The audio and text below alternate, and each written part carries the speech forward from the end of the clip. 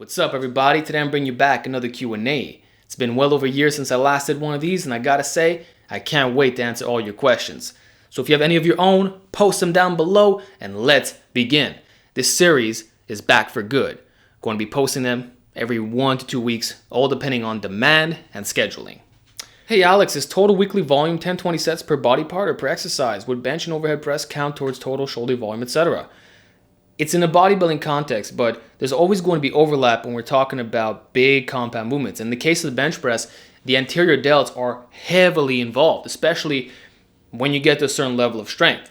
And so many experienced lifters have figured out that you don't actually need vertical pressing in order to grow your shoulders.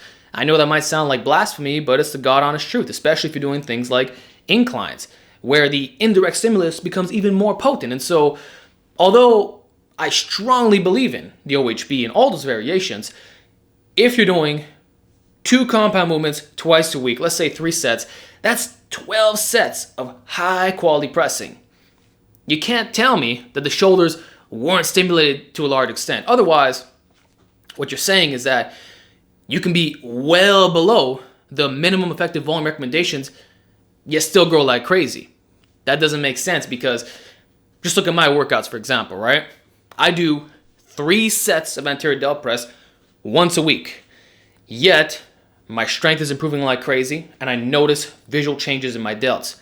But there's no hypertrophy expert on the planet that would ever recommend 3 sets of shoulders a week. So how come I'm growing? Because it's not actually 3 sets. All the other presses contribute to that. Plus, the isolation work adds into this as well. So let's say you're doing 3 presses day 1, 2 presses day 2, and only one of those compound movements is an OHB. You don't really have to worry more about direct shoulder stimulus. At that point, the accessories are going to do a lot more for you in the form of lateral raises, which I'm not against. Only brain dead morons completely misinterpreted that video. Face pulls, rear delt flies, a chest expander, etc. So as long as you're getting any form of 10 sets a week of presses, you don't necessarily need to worry about the shoulder aspect within those presses because you know they're going to be sufficiently stimulated. All counts, especially if you're not a bench press specialist. You're including different degrees of incline pressing. 30 degrees, 45 degrees, even 60 is going to blow up your freaking shoulders, arguably more so than your upper chest. Hey Alex, what do you think is the least amount of muscle for someone with really bad genetics expect to gain their first year lifting and in their lifetime? Love the channel. My man, there's nobody who can answer that. And my question to you would be, how do you know you have really bad genetics if you haven't even been training for a single year? Do you realize how little lifting experience that is? It's going to take at least 3 to 5 to build a truly respectable physique. And then in the 5 to 10 zone is where even more improvements are made. Like, I didn't start getting accused of having a great body up until the last 3 years or so. Before that, I was like, okay, you're making some gains, you're inspiring us, but you're all right. Now guys are like, Alex, what the hell have you done? You got the bigger arms, the 405 bench, got shredded, displayed the aesthetics, all these great things, but in the past it wasn't the case. Well, it takes time to build a physique and you don't know what your potential is like, man. So stop worrying about the when factor. It's just a matter of time. The thing is, you came to me, Alpha Destiny. You're probably subscribed to those that I'm associated with. Jeffrey Verity Schofield, Natural Hypertrophy, Bald Omni Man, you name it. Guess what? You follow those dudes, you're going to get some gains. Impossible not to. So you've already eliminated much of the upcoming confusion by doing things right from the get-go. That's going to save you time, speed up the process, mark my words. And so check it. It doesn't matter how much muscle you gain. What do the charts indicate? Maybe 10 to 20 pounds? Though 20 is probably too much and definitely an over-exaggeration. So let's just say 10 pounds. All right, that's average. So if you have really bad, I suppose it would be half of that, right? But even then, there's no real data to work off. This is all speculation. They're estimations. And so stop worrying where you are right now. I hear so many guys claiming, yeah, I'm a hard gainer. Motherfucker, so was I. You look at my old pics, I was 120 pounds soaking wet. You're stereotypical gamer nerd that played World of Warcraft, RuneScape, San Andreas multiplayer. Bro, nobody in their right mind will look at me and say that guy's gonna be buff one day or that he has any muscle building potential at all. Yet, look how far I came.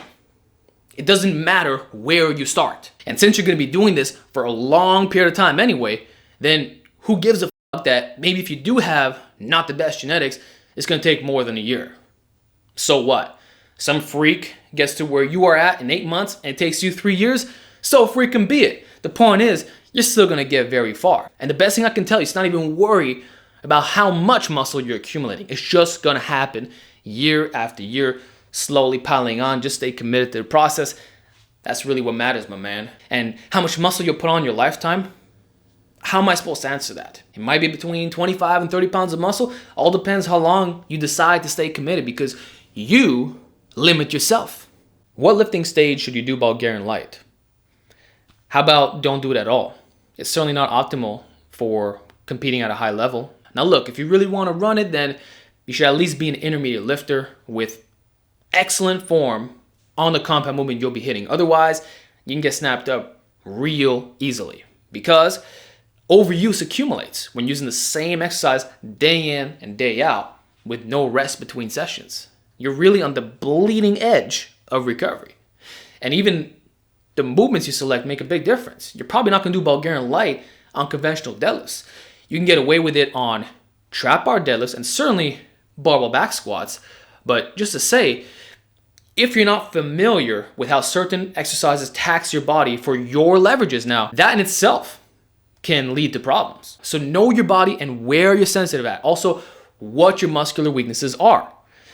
You don't want to be hammering a movement that's hitting your weakest link constantly. It's probably not going to overcome it. You're just going to get more and more banged up. So again, I don't think you should do this, in my opinion. Try a regular high frequency program first. 3 to 4 times a week tops. Even 5 times is too much, in my opinion.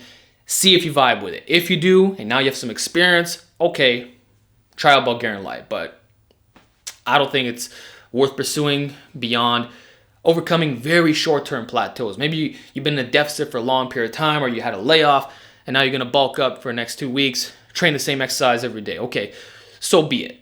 But it's certainly not necessary, and you probably should not train this way long-term. And I don't care which genetic freak you might reference, we got to look at the majority and what's sustainable for the average individual. Question about neck curl training. I do neck curls on the cable machine with a harness 3 to 4 times a week. Nice work, man. I stick with lighter loads, currently 45 kilos. That is not light. You're strong. And work my way up from 3 to 5 sets of 50 to 5 sets of 75. When I hit that goal and the form was good, I increased the weight by 5 kilos. Any suggestions or improvements? First of all, I don't know how you're able to do this, because that is some serious performance. You likely already have an 18 to 19 inch neck, so it's funny that you're consulting me, and I appreciate that. But bro, you're going to do 3 to 5 sets of 75 reps. Now we're entering a different territory that might be beneficial for combat athletes, but for hypertrophy, it's misguided, my man. There's been studies confirming that you can gain muscle across various rep ranges, and this would even extend to really low reps below 5. And this is something that Jeff Nippert commented in Brad Schoenfield's post, and much respect to Jeff for that. But basically, you can gain muscle across various reps, right? But the cutoff point is about 35% of your Wonder Max when you're lifting light. So if you're doing reps of 75, you're in the zone where it's not really optimal. It's going to be very slow twitch dominant, you can say. You're not going to turn on those high threshold motor units, which actually matter for growth. So in my opinion, instead of doing this super high rep stuff, like, you can still be in a higher zone, but just drop it a bit, man. Like 3 sets of 33. That's more efficient. 4 sets of 25. Moderate zones, you know? It's not going to take a long time, because the neck is a rather small range of motion. If you do it at a fast tempo, you're going to be all good. So I would actually increase your weight by maybe 10 to 15 kilos. Right off the bat, embrace the low reps, and now you're going to experience more growth and probably fewer plateaus, because how hard would it be to progress on 50 to 75 reps? I can't imagine the difficulty of that. So in my view, your programming needs a complete rework. But overall, you've done extremely well up until this point. And I love that you're using cables for neck work, which I made a full video on right here. How would you go about making squats more quad focused? I feel like I use my posterior chain way more. Very simple, my man. You want to use a high bar position. So stop with the low bar stuff, especially the super wide stances, and wear squat shoes. Something like these where there's a wedge. This way, you're elevated like this, and there's going to be a lot more knee flexion. Sometimes the changes can be incredibly dramatic, as illustrated by N1 Education. Now, if the shoes aren't enough, then invest in some squat ramps, because this will provide even more elevation. So you want between 10 to 30 degrees maximum. 20 probably being a good zone if you're really dominant in the posterior chain. Now, beyond high bar, you can also incorporate front squats, but it's important to note that it's not actually more quads.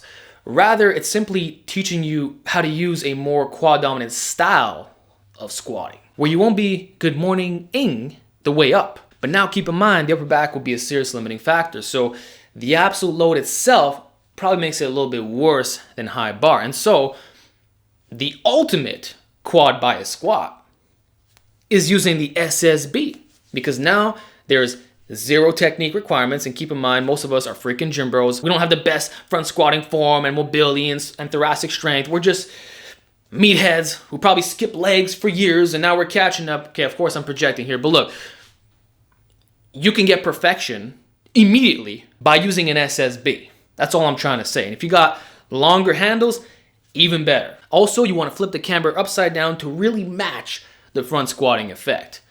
In my opinion, that's probably the number one squat you can do with a bar for demolishing the quads. That plus the high bar, and then if you want a little bonus point, mixing in some belt squats will do a lot for you, because you've now disengaged your spinal erectors. You literally can't good morning the weight even if you wanted to. The weight's being suspended from your hips, and the direction of resistance is slightly in front of you at an angle. So by default, you're getting more of a biasing effect. How to train upper traps with light weight. I injured my neck and the doctors forbid me to use heavy weights. Very simple. You want to do chest supported shrugs with light dumbbells. So lay down on either a low incline bench or be completely flat. Though the dumbbells might not clear depending on the height of your bench. So you might have to elevate on some boxes in that case. But you lean forward. There's going to be no pressure on your neck. And because you're in a worse position, you can't really shrug as heavy to begin with. And the benefit here is you're now hitting the upper traps, because you actually don't want to be standing up completely upright for this position. It turns out the EMG research was flawed from the get-go. The nodes were placed on the wrong section of the spine. And so what was being determined as upper trap activity was actually mid-traps. And so you want to be shrugging in this plane right here, not here. Oh, and little bonus point, you can also use a chest expander for this. You really will not require heavy weights. Thoughts on training partners, advantages and disadvantages. For all you OGs, you might remember Duck Feet. He was my training partner for years, in the calisthenics days and when we lifted together. Now, in my experience, it's nice because what Greg Plitt used to say is you battle each other to perfection, always trying to one up, which is kind of an ego thing, and age probably plays a role in this. You know, usually it's going to be guys who are in their late teens, early 20s that still have training partners, unless you're just with someone who's been on the same page for you for all this time, or you meet someone at the gym who's just rocking it, or maybe you're lifting with your girlfriend. That's a possibility. Listen, in my experience, it's good from a motivation standpoint, but you got to be on the same wavelength. Similar goals, probably similar genetics as well, because now you're going to be progressing at a similar rate, and you have to overall love fitness. You can't just be lifting with some casual. It's got to be a dude who's serious. And it helps if he can hang with you work capacity wise, because that's going to be the biggest factor. You know, you can't be talking all the time either. That could be tempting, but you need to be focused. You're training. When you're done your set, he's got to be removing your plates and putting on his, or you doing the opposite, you know? Basically, there's a synchronization aspect that goes into this, and you have to be willing to uplift one another.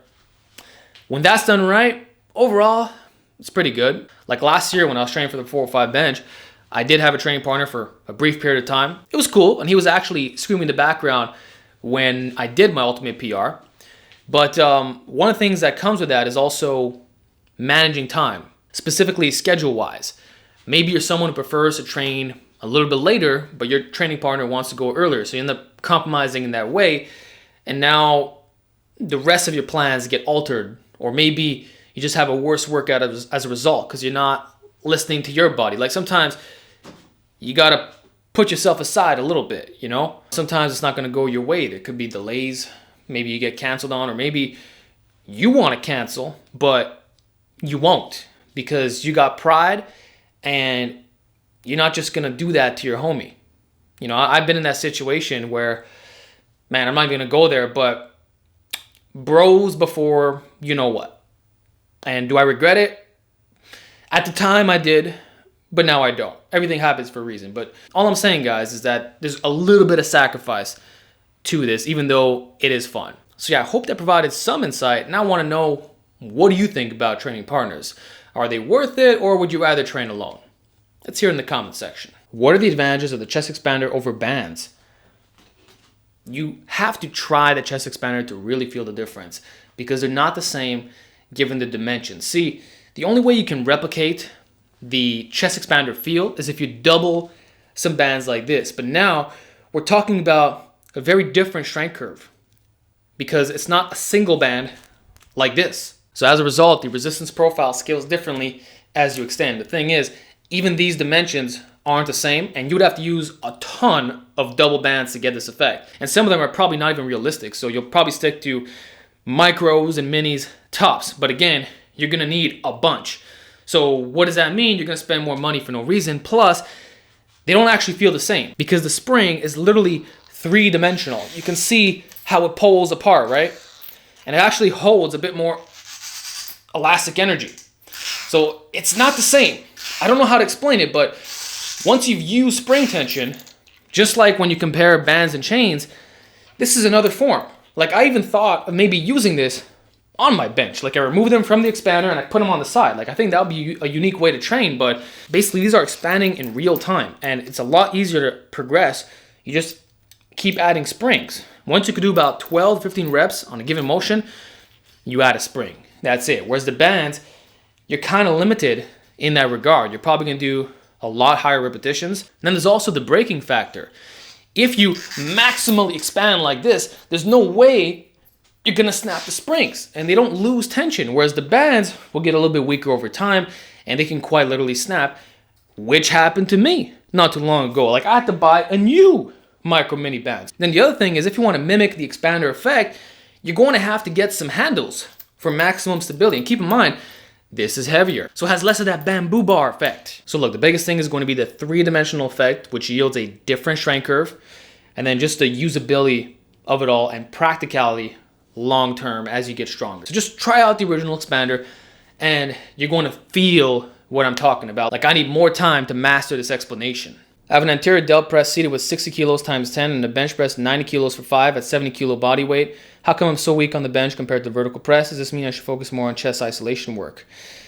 Not necessarily chest isolation work, but definitely your chest is a massive weakness. You're someone who is rather shoulder dominant. And the other thing I'd ask is, what degree is your anterior delt press?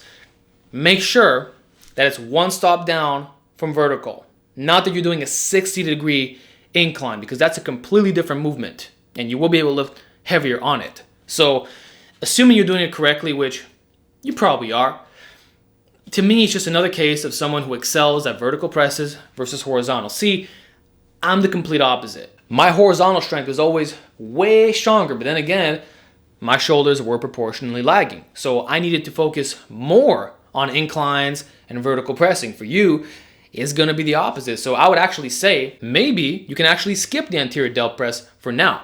I would bet that you're someone that if you get stronger at your chest pressing, you're still going to experience good carryover to your vertical just by nature of how you're built. So you're doing 90 kilos for 5, bring it to 100 kilos for 10, and then just try on a random day seeing what you could hit on that anterior delt press. You'll probably get a PR from day one. And then once that ratio is corrected, which is going to be about what I just suggested, then you could start going ham equally, you know? But besides just being lazy and focusing on bench specialization, so anything in a flat or decline angle, another thing to consider is to just up your volume. How many presses for chest are you doing in a week? And are you isolating whatsoever? You should be in the optimal range here. So I don't know what your program looks like. You didn't give me any indications. But if you're doing 2 presses twice a week, one of which is the anterior delt press, then maybe do 3 presses twice a week. This way, you now have 18 sets of presses, of which 15 of those sets might be allocated towards chest work, which gives you about 5 more sets to work with realistically for isolating. So that means you want to do maybe a chest fly on day 1 with dumbbells, and then day 2, you can do a short position movement. There you go. That's a good solution. And then the final thing I'll tell you is that besides the angle itself, you're going to want to focus on the weighted stretch. So for your current strength, favoring dumbbells might be a good idea, and doing Larsen presses where your back is more flat and you're not arching like a madman incorporating leg drive. You're really allowing the chest to take on. Combine that with some additional pausing, 1 to 2 seconds on all of your horizontal presses, you're going to be in a good spot. So that's about all I'm going to say. Again, if I had more information, I can get more precise. So really what you got was a generalized answer, but I hope it was helpful. Glad to have the Q&As back. I'm currently running your version of Conjugate, and I was wondering what deadlift variations to max out on every 3rd week. Don't want to ruin my CNS. So that's not going to happen because a lot of that is bro science to begin with, and with Conjugate, you're maxing out every week for months and even years at a time. When you start to feel beat down is when you need a deload. In that case, maybe you overdid the volume, or you were a little bit too intense on certain variations, maybe abusing the accommodating resistance.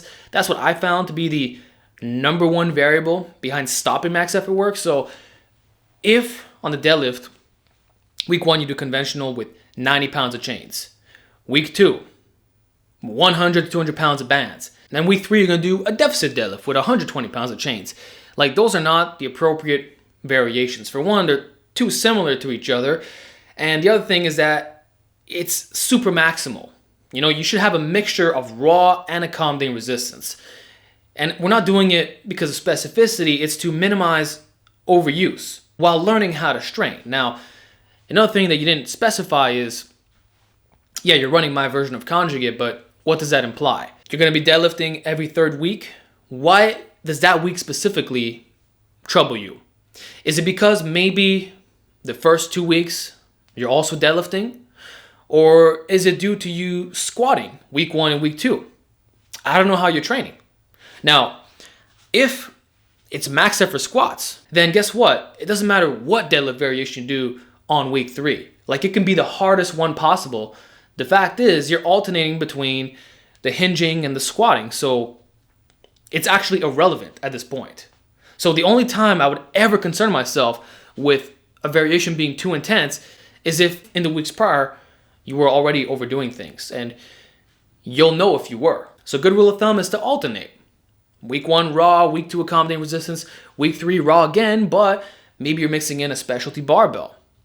Stuff like that. And then there's changing the range of motion within those lifts. So I can go on. The point is, I need more information.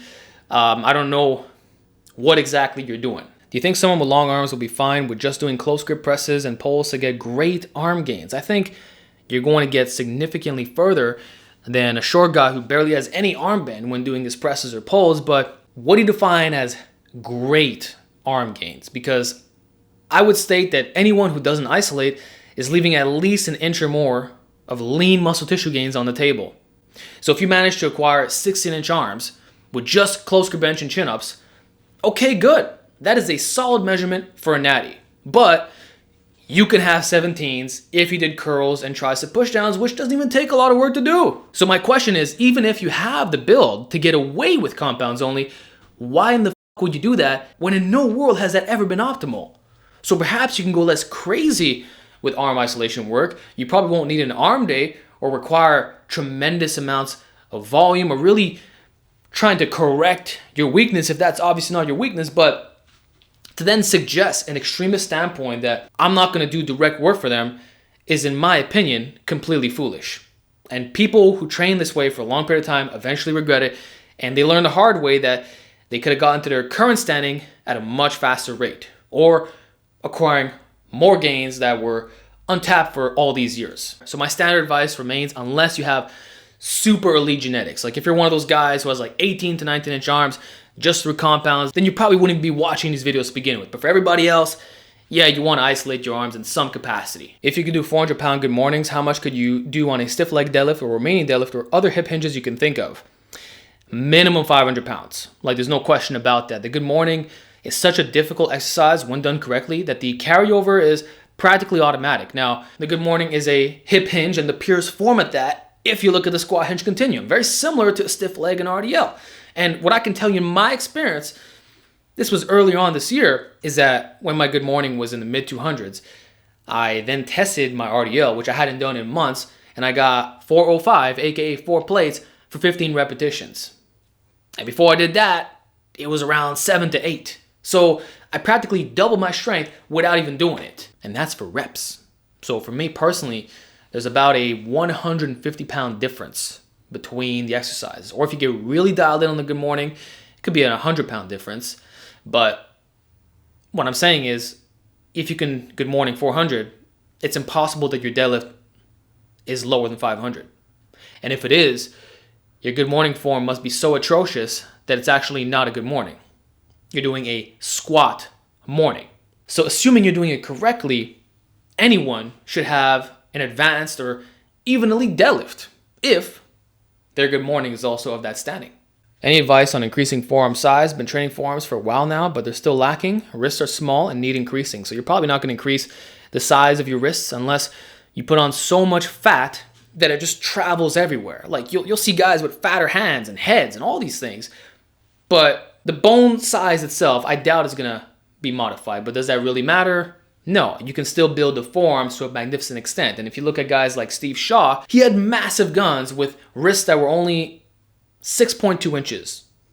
So you can go far without the biggest frame. You know, there's other factors to consider here. And heck, even Chris Jones is a great example of this. Dude has tiny wrists. Now, the benefit of that is, from an illusion standpoint, it might make your forearm look even bigger. It's popping out comparatively. Whereas if your wrist is super thick and your forearm is like just a little bit bigger than that, it's going to pop less comparatively. It creates that tube effect. You know what I'm saying? So I wouldn't even worry about having small wrists. What matters is developing the mass of the forearm. And the best way to do that, if you're someone who's struggling to grow, maybe the compound movements did not work for you, you know, barehanding your deadlifts, your pull-ups, your rows, it didn't work, okay, then you're going to have to isolate. And that's usually the solution for most lagging muscles. So if you're trying to build your forearm specifically, that is going to be wrist flexion, bro. And it doesn't really matter which variation you choose because this is such a simple muscular function. It can be done with cables, off a bench, with dumbbells or barbells. It's irrelevant. The point is you have to follow the correct hypertrophy guidelines. Are you getting enough volume for your forearms? Are you progressing as the months pass by? I can talk about arm wrestling motions all day, and those are probably the best when using certain cables and stuff like that, because now you're going to be best lined up with the forearm bone. But, you know, you just got to get stronger wrist flexion. Simple as that. You know, there's also wrist extension, but that's going to matter less. Like, it's really the belly of the forearm that matters most. You want that mass right here. Like when you do a flex, that's what it is. Now, besides that, the final thing I'd tell you is to focus on the brachioradialis. And the best way to do that is with reverse barbell curls and hammer curls across the body, also known as the pinwheel curl. So with wrist flexion and then some type of curl that's a bit more lower arm bias, you're going to be good to go. Which exercises should use the bottom handle of a trap bar and which exercise should use the top handle of a trap bar? It depends on your build. Some people can do RDLs using the high handles. Like, I got short arms. So if I sit all the way back and I don't bend my knees, the plates are going to be really close touching the floor, yet I'm maximally stretching the hamstring. So that's actually convenient in the sense that it's easy for me to stand up and use heavier weights in the starting position. I'll be less drained. The same applies to shrugs. You don't want to use the lower handles if this motion right here is not going to cause the plates to have a dead stop effect. You always want to make it easy to get into the position you're trying to hit. Now, what are you realistically going to use a trap bar for? Deadlift variations. So high handle is the block pull equivalent. Low handle is similar to your conventional in terms of the positioning off the floor. So that's the simplest application. You're either overloading or getting more or less weight. But then there's the legs, right? If you're doing lunges, you're going to be using the lower handles. If you're doing rows with the trap bar, same thing. The high handle would give you a Penley effect, and maybe that's not what you want. If you're overhead pressing, same thing. In most cases, the lower handles are honestly going to be better. The only way I see the high being primarily used is if, again, the high handle trap bar is better for your active range of motion, your build specifically, and you have to be honest about that. And then using it for movements where the range of motion is so small or independent of the lower body that it doesn't even matter. Hey Alex, what's your opinion on combining day 1 freestanding weighted deep handstand push-up, 3 sets of 3 to 5 plus OHB 3 by 6 to 10. Day 2 9-degree handstand push-up, 3 sets of 1 to 3 plus OHB 3 sets of 6 to 10 for massive shoulder strength and size gain. So I like the approach here. It's a vertical pressing specialization phase, mixing in weights and calisthenics. And what's smart is that you're doing the unstable movements first, which matters because if you did an overhead press at the start, sure, you'd be able to get more or less weight, but the problem is you're doing them freestanding. And as a result, there's going to be more coordination and you need to have that energy saved up at the very start. So by having that focus early on, and keep in mind you specified 3 to 5 reps, meaning you're not super strong in this movement yet, you're going to get the most out of it. Now, if it was feet against the wall, I'd actually flip the order around. Plus, you'd be getting more reps to begin with, so at that point, it wouldn't matter. And then the next day, you're rotating the variation. I love that. My only concern would be why you're not doing the same thing on the overhead press. It seems like the only thing you're periodizing is your handstand work. One day you're going heavier, the other day it's still heavy, but just a little bit more repetitions. But then OHB is, yeah, I'm just gonna do 3 sets of 6 to 10, not gonna change anything. In my opinion, if you wanna make this an even better workout, maybe day 1 can be a barbell overhead press, standing or seated, and then day 2 can be with dumbbells. Now you have something that's truly complete, and with that slight variation, you'll be able to extend this way of programming for much longer. But another thing I could say with that is because you already have the coordination element from the calisthenics motions, why don't you just do your overhead pressing sitting down? Unless the goal is core strength, you're probably gonna get better shoulder gains with higher stability. And keep in mind, you're gonna be a little bit taxed from balancing yourself previously. Alex, one more. As I am myself at the journey to get my first clean one-arm pull-up as a heavier guy, 95 kilos, I'd like to see what's your opinion on what exercises would help you to get there. Well, first of all, are you that weight because you're too fluffy or because you're really tall with a tremendous amount of muscle? Because if it's the former, the fastest way to get a one-arm pull-up will be to cut a lot of weight. I'm talking about getting down to maybe 80 kilograms. You do that, and it's possible that the strength is literally already there. Like right now, I haven't tried, but I think I would really struggle to get even a single repetition. It would probably be a 1 rep max grinder. And the reason is I'm freaking heavy right now, yet my back is the biggest and strongest it's ever been. So how come I no longer have that pound for pound strength? Well, because there's too much body fat. What I found is you build your muscle while you're bulking. You still do the weighted pull-ups and all your drills. But then once you're really ready to display the strength, you strip off the fat, usually losing a minimum of 15 pounds. And what you'll find is you get the one-arm pull-up. Like, this explains why most of these practitioners weigh between 145 and 170. Like, we've seen those heavyweight dudes, but they're very few in between unless they're just really strong. Like the Vanilla Gorilla, remember him? He was able to do well over 5 reps with the one-arm pull-up, yet he was also doing 5 plates on the weighted pull-ups while weighing 200 pounds. That's just freakish strength that's going to carry over to anything. But unless you have that performance, which I certainly do not, the best way is going to be to become lighter. So that's what I'm going to recommend as a heavyweight calisthenics athlete. And keep in mind, even the guys who compete in street lifting, when they weigh around 90 to 100 kilos, they're usually shredded for their height. So you could have a guy who's 6'5", but he's weighing the same as you, who is heavy and doesn't have the best leverages, but even that motherfucker is not doing it in a fluffy state. In fact, I've yet to see a single tall heavyweight who's in bear mode that could do a one-arm pull-up. So besides me giving you a bunch of drills like what you've seen on Fitness FAQ's channel or my one-arm pull-up guide, my advice, don't be the heaviest that you can be. All right, final question of the week. Bicep curls cause immense forearm pain. Hammer curls don't hurt a bit in comparison. are they as effective as ordinary bicep curls for bicep hypertrophy? They're not as effective, but we'll still get the job done because the primary function of the biceps is elbow flexion. Now, the thing is, which form of curl that involves supination is hurting your forearms? Because if it's the traditional straight bar, guess what? You don't need to use it. And in many cases, it won't be good for your build. A lot of people, depending how wide you are and how your posture is, this is an unnatural restricted position unless you have the shoulders in front of the body. So maybe using something like an arm blaster or a preacher bench, even high incline would get the job done. But for the average individual, the easy bar is a better bar to curl with. And then just simply switching to dumbbells shouldn't cause discomfort. Again, unless your build is just really weird, or maybe you're suffering from previous overuse, or maybe your program as a whole is not right.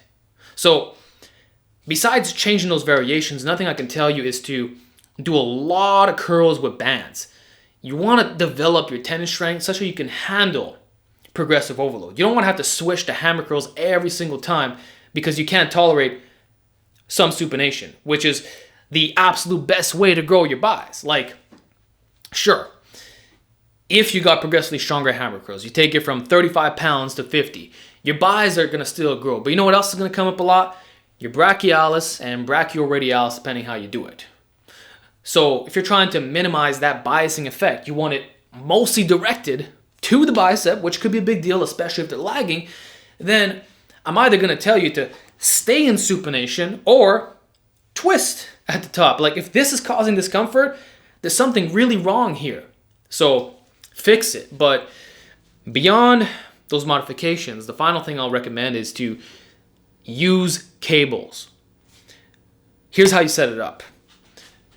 You're relaxed, curl, and now extend the arms backwards, and wherever they're at, wherever the forearm is facing, put the cables in that direction.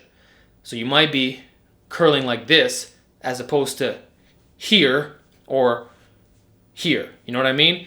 It's going to be at an angle, but now you're lined up. So you always want to have the direction of resistance coming straight through the forearm. If it's misaligned, well, that's what causes that discomfort in the whole area. So that's my advice. Find a curl that works for you. Of course, hammers will still get the job done, but I wouldn't consider it to be as effective. So with that said, guys, we are done this Q&A. I hope you enjoyed the first episode back. Now I want to see your questions down below, and I'll talk to you all next time.